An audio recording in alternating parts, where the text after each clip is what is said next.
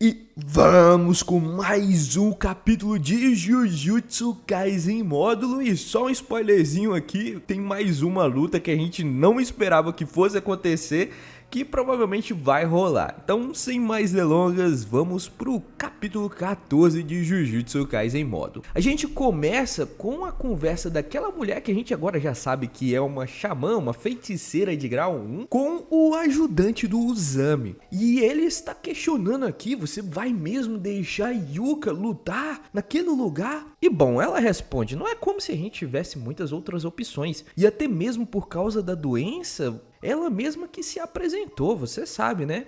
O cara ainda questiona ali, o ajudante fala, mas... E ela se volta para ele para tentar explicar a situação. Provavelmente as armas que nós nos defendemos e até mesmo as armas militares dos Estados Unidos não podem competir com o representante de Simúria, o Dabura. Não há nenhum ponto em a gente causar mais casualidades. Porém, o ajudante continua.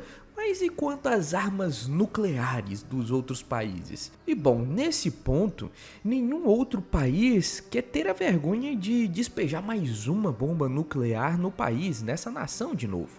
Além disso, o Japão também é um país soberano. Se a gente quiser fazer, então nós que façamos, nós não pedimos a outros países. E o cara fala, bom, nós temos até tecnologias para esse tipo de coisa, nós podemos fabricar. E aqui eles estão meio que discutindo fabricar uma bomba nuclear como uma forma de acabar com essa disputa. Acredito que por mais forte que o Dabura seja, ele não vem aguentar tancar uma bomba nuclear, acredito eu, né? Vai que ele me surpreenda também. Mas é isso que eles estão discutindo aqui, a possibilidade de criar uma arma nuclear para ter vantagem contra os simurianos, afinal nenhum outro país quer jogar uma bomba nuclear assim de graça. Enquanto isso, a gente volta para o Maru e tem um flashback aqui do Maru e do Cross. O Maru diz que o pai dele morreu protegendo essa pedra. Só que no momento em que o Cross chega até lá e vê o que ele estava protegendo, ele descobre que é uma pedra comum.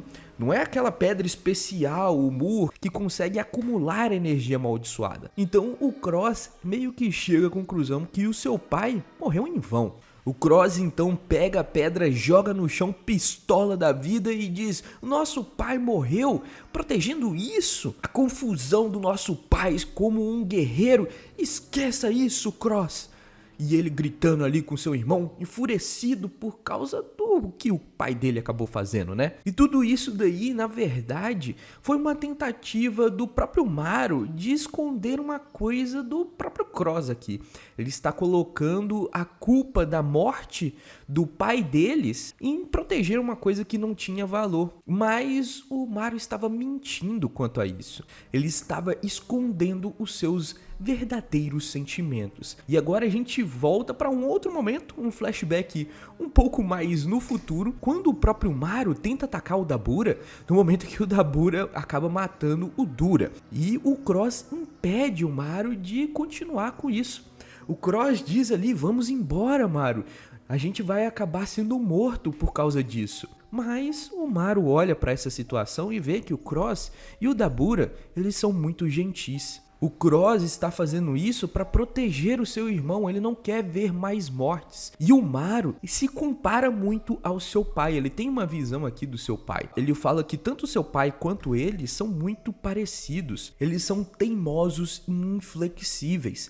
Na realidade, o Maru fala aqui que o pai dele acabou morrendo e perdendo sua vida porque ele era obcecado com batalha e continuar a machucar o próprio Cross. Foi essa obsessão como um guerreiro em querer sempre batalhar que acabou tirando a vida do pai do Cross e do Maru. Por isso, o Maru aqui está um pouco chateado com a situação, ele quer se desculpar com o Cross por ter mentido nessa situação. Então ele tá chateado por não poder fazer esse tipo de coisa.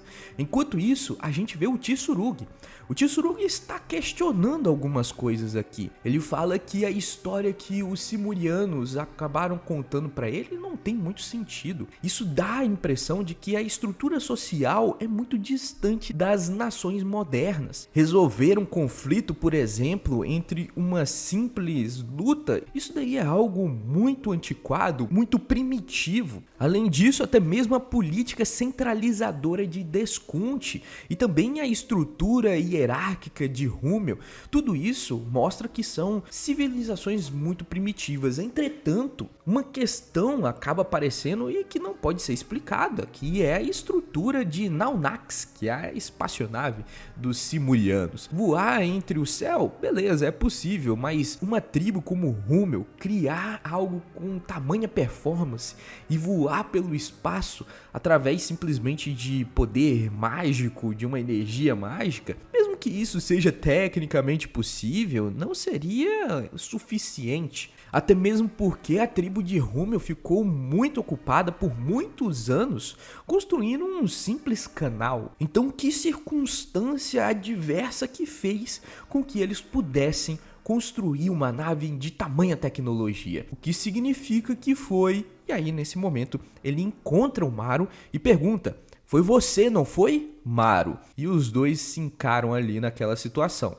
Tsurugi continua: a espaçonave Naunax é feita daquela pedra especial, mas essa pedra não só responde à energia amaldiçoada em si, mas também a técnicas amaldiçoadas. Os Simurianos vieram à Terra através da técnica de um único feiticeiro. Foi graças a esse feiticeiro que vocês foram capazes de chegar até aqui, não é? Ele perguntando isso daqui pro Maru. E o Maru responde, olha só, ele conta tudo. Ele diz que se não fosse o novo Mur deixado pelo Dura, não daria pra fazer esse tipo de coisa. A pedra que o Dura deixou é muito especial, ela é muito mais pura do que todas as outras que a gente viu por aí. Se não fosse por isso, não seria possível construir a Naunax. E além disso, o Maru continua, não foi apenas eu. A construção dessa nave foi graças à conexão entre mim e o meu irmão, o Cross. Maru ainda diz aqui que gostaria de ter tido uma conversa apropriada com a Yuka no final das contas. Porém, Tsurugi continua dizendo que, bom, sabendo de onde eu pertenço, o fato de que você consegue falar assim, dessa forma em japonês, é também graças às suas técnicas, não é? E o Maru diz que sim, que graças a ele que consegue falar japonês assim com tanta fluência. Porém, agora a conversa vai para outro rumo, porque o Tsurugi vai no que interessa logo aqui. Me deixe, por favor, participar. Mas o Maru diz que isso é impossível. As pessoas de Rúmel já sabem sobre as maldições. E a Yuka não pode ganhar. Se ela não pode ganhar, o resultado vai ser o mesmo. Tsurugi então explica o porquê que ele está tão obcecado assim em querer participar dessa luta, em querer impedir com que sua irmã vá lá e acabe morrendo pro Dabura, né? Todo mundo tá jogando a Yuka pra merda, ninguém tá acreditando com que ela possa ganhar, não. E ele diz, o Tsurugi, que ele estava em problema por não conseguir entender isso. A condição da Yuka parece ter progredido mais rápido do que os doutores, os médicos especulavam. E os feiticeiros na Terra têm uma última carta na manga chamado voto vinculativo, que põe a própria vida dela em risco para ganhar poder. Mas o Maru aqui não parece estar muito preocupado com isso não. Ele até mesmo pergunta, então isso que você vai fazer para aumentar o seu nível de energia? Mas mesmo se fizer isso, vocês não vão poder ganhar do Dabura. Contudo, o Tsurugi acredita um pouco mais no taco dele. Ele fala que ele quer colocar um fim a esse duelo hoje e não deixar com que Yuka morra no dia seguinte, amanhã no caso, né? A luta vai acontecer no dia seguinte. Se ela tem apenas 3 meses de vida sobrando, ele quer que a Yuka viva esses 3 meses cheios aí. Ele não quer que ela morra no dia seguinte, mesmo que seja uma semana ou simplesmente que ela morra rapidamente. Ele quer que ela viva a sua vida até o fim. É isso o que significa ser um irmão mais velho. Olha só, o Tsurugi botando uma moral aqui, por isso ele pede para que eles saiam do planeta Terra antes que essa luta aconteça. Por isso que o Tsurugi está aqui, ele está tentando chegar até a nave e fazer com que a nave saia do planeta, tirar a nave de lá, fazer com que os Simurianos voltem para o espaço de onde eles vieram, porque ele quer que a sua irmã acabe vivendo por mais tempo. Mas o Maru diz que existem 50 mil pessoas lá em Naunax e que levaram 2 anos para eles finalmente chegarem até a Terra. Eles falam que o espaço é um lugar frio e escuro, onde todas as pessoas estavam com muito medo. E por isso Maru diz que se continuar desse jeito, se eles saírem do planeta Terra, ele tem medo de ser um feiticeiro com um povo onde não tem lugar nenhum para ir. Então o Maru recusa, e tem lógica, né? Ele não vai sair do planeta Terra, mesmo que isso custe a vida da Yuka, que é uma pessoa que ele gosta.